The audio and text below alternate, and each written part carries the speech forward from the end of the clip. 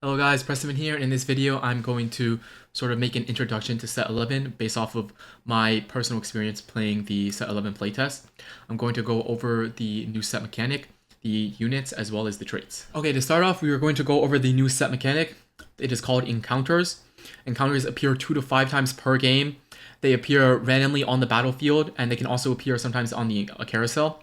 There are over 80 different encounters. I'm not going to go over every single one, but I will go over a few. In this example, here the encounter is Aurelia.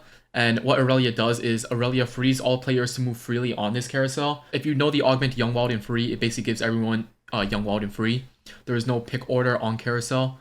And as long if this is here, it's basically just erase whichever one you can want first. Go over a couple of others. Caitlyn, you gain free rerolls for this round only. Darius, there are 3 different versions of Darius. At the round start, champions in highlighted bench slot randomize. Enemy champion deaths have a 30% chance to drop loot, or you can choose an effect between 20 XP and 10 free rolls. Kobuko, the more people dance, the more loot everyone gets. This happens only on carousel, so basically everyone just goes to the middle, and more people in the middle, the more loot that comes out. Everyone gets the same loot. Riven, champions on carousel have bonus component. Sivir, everyone gets faster. Mukong, some units sold are 2-starred and grant bonus traits. You can only have one at a time. This is basically just chosen. To start off for 1 cost, I've sort of categorized them for you. On the left, we have AP range carries. Here we have AD range carries. Here we have melee carries, and then here we have tanks. I classified them with a Deathcap, Deathblade, Bloodthirster, and Warmogs. Deathcap for AP focus, Deathblade for AD focus, and I put Bloodthirster to point them out as sort of like a melee carry, and then Warmogs are for the tanks. So to start off, we have Ahri as an AP range carry. Ahri and Kog'Maw are the AP range carries for 1 cost. Caitlyn and Sivir are the AD range carries for 1 cost. Kha'Zix is sort of like an AD assassin melee carry. Darius is an AP melee. Yasuo is an AP melee. Jax is a tank. Garen is a tank. Kobuko, Rek'Sai, and Cho'Gath. Oh, one thing I want to point out on this set in specific, this set they do throw a lot of curveballs, like with things that you probably relate certain units to or certain champions to, or they might be a little different this set. For example, Darius in previous sets are usually tank or AD focused, but in this set Darius scales off of AP. Same for Yasuo. If you know Yasuo from League or previous sets, it's more of an AD carry type unit, but in this set, it scales off of AP. Moving on to the 2 costs. To start off for the AP range section, we have Janna, Kindred, Lux, Teemo, and Zyra. Janna is sort of a support, more of a support unit. Kindred, Lux, Teemo, and Zyra's can all be looked at as carries. Senna is an AD range carry. And onto the melees, we have Gnar as an AD melee, Qiyana as an AD melee, Riven AD melee, and Aatrox is an AP melee. Onto the tanks, we have Neeko, Shen, and Yorick. For 3 costs, we're starting off with Aelun. Aelun is a TFT exclusive unit this set. Also Aphelios' sister, if I'm not mistaken. She's AP ranged carry. Soraka AP. Zoe AP. For AD range carries, we have Tristana, Aphelios. I would put Bard in the middle. Bard is more of a super attack speed focused unit than more so AD or AP. He scales not that well off of both. So his main stat would be attack speed, and then you could say stuff like Giant Slayer, stuff that's sort of a hybrid item, work really well on them. For melee carries, we have Volibear, which is AP melee, Yone AD melee, and Diana is AP melee. Onto the tanks, we have Alawi, Tahm Kench, Amumu, and Thresh. For 4 costs, starting off with the AP ranged, we have Syndra, Morgana, and Lilia. For the AD ranged, we have Ashe and Kai'Sa. For the melees, we have Kayn, which is AD melee, and Lee Sin, which is an AD melee. Onto the tanks, we have Galio, Annie, Ornn, Nautilus, and Sylas. For the AP legendaries, we have Azir, Lissandra, and Hui. AD range legendaries, Aurelia, and Xayah. For the melees, we have Wukong, Set, and Udyr. I put Udyr with Deathcap, Bloodthirster, and Warmogs. I feel like, from my personal experience, you can itemize Udyr as a bruisery AP unit as well as a tank. I think he does well in both. And Rakan I have as a tank. In this set, Rakan and Xayah are basically the same unit. So the items that if you put items on Xayah and you swap it to Rakan, it will have the same items. So you want to be careful with that one. Xayah, it becomes Xayah if you put it in the back 2 rows, and it becomes Rakan if you put it in the front 2 rows. And they both have different traits. Moving on to the traits of the set. Start off, we have Dragon Lord. After 8 seconds of combat, a dragon strikes the board, dealing true damage to enemies and granting all allies attack speed for the rest of the combat. Dryads gain an ability power and 100 health. Each enemy death grants additional health. Faded, hover one faded unit over another to form a pair and unlock a faded bonus. Your pairs gain 20% HP. One thing to know about this is that every single unit has a different faded bonus. For example, Ari, if you pair Ari with Yasuo, Ari gains 25 AP and Yasuo gains a 400 HP shield at the start of combat. How you do that is, so you have these two. You have to hold this over the Ari for a certain amount of time. When you do that in game, it will show a little bar under, and you have to wait for the bar to complete in order to pair them together. Fortune, the new econ set, or like the new hard steel / like econ gamble trait this set. It was in a previous set, but they tweaked it a bit. When you lose a fight, gain luck, and you lose luck when you win. They added this new effect to Fortune. It's called roll a die. In that, many player combats hold a festival. At the festival, you have the option to convert your luck into rewards. So basically how it works is you have the option to roll a dice. If you roll 4 on a 6-sided die, you can't cash out for the next 4 turns. And after 4 turns, you will be able to cash out. Ghostly, upon dealing or taking damage 7 times, Ghostly units send 2 specters to haunt nearby enemies and heal 3% max health every 2 seconds. Heavenly is really similar to Guild from previous set 7.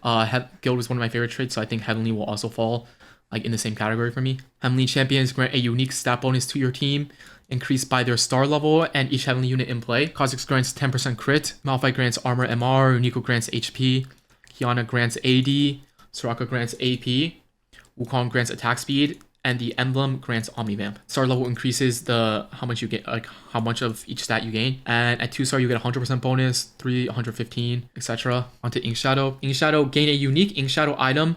Ink Shadow champions gain bonus damage and damage reduction. Which Ink Shadow items you get change each game. You can compare this to Shimmer Scale if you played in previous recent sets.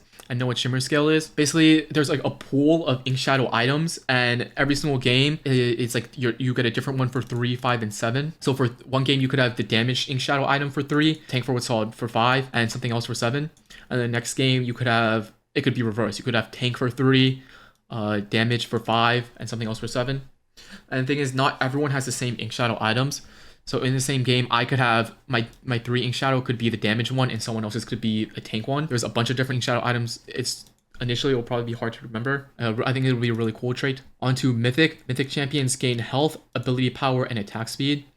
After 4 player combats, they become epic, increasing the bonus by 50%. This is sort of like a scaling trait. The first time you play 3 Mythic it'll have an indicator under the units, the Mythic units, and after 4 turns they'll become like sort of ascended. And even after you already send some units, if you put a new Mythic in, they need to wait 4 turns as well.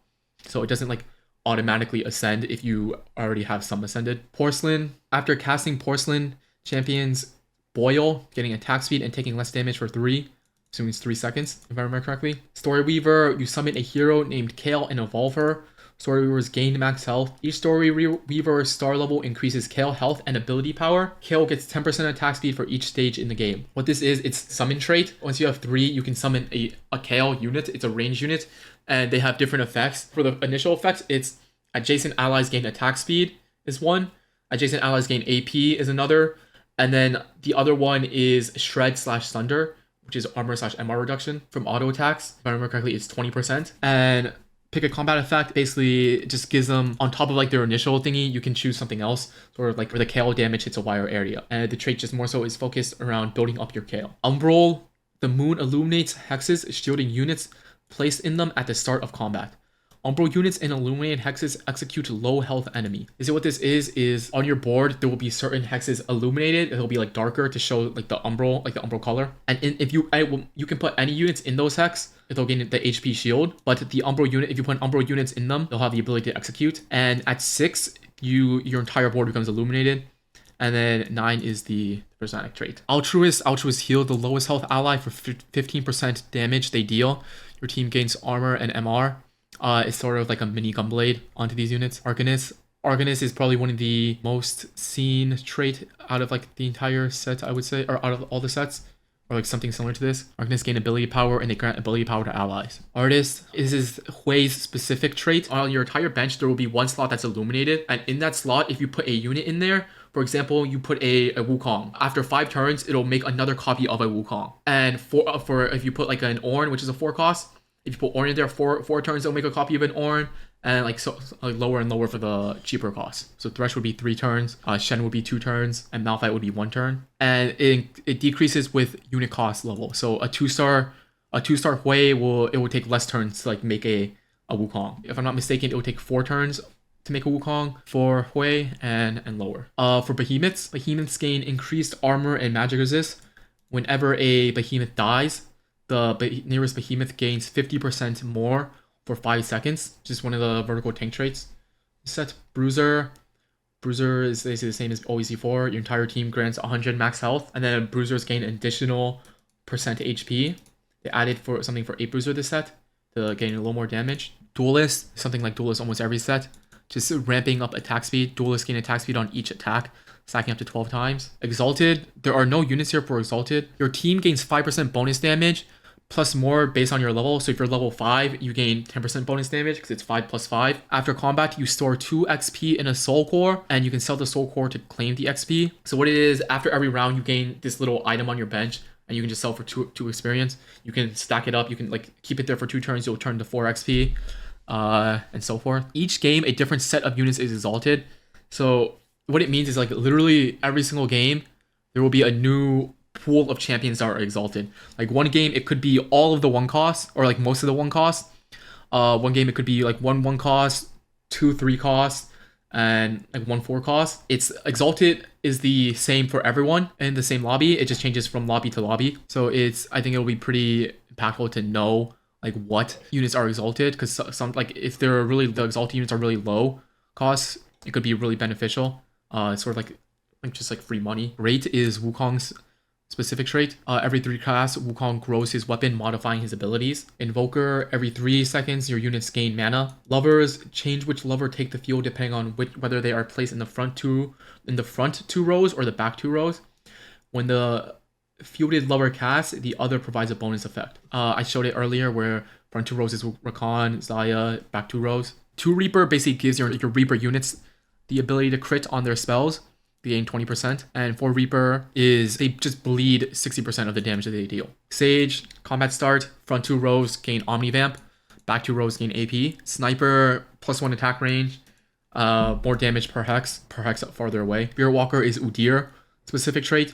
The first time the Spirit Walker drops below 50%, he unleashes the Rage within, healing to full health, gaining increased movement speed, and changing his ability from Ram Slam to Tiger Strike. You hover over a deer. It describes both abilities, Ram Slam and Tiger Strike. And for Trick Shot abilities Ricochet.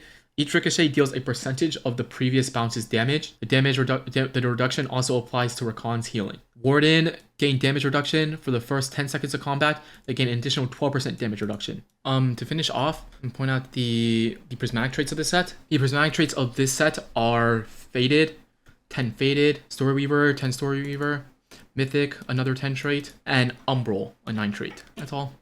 Bye bye.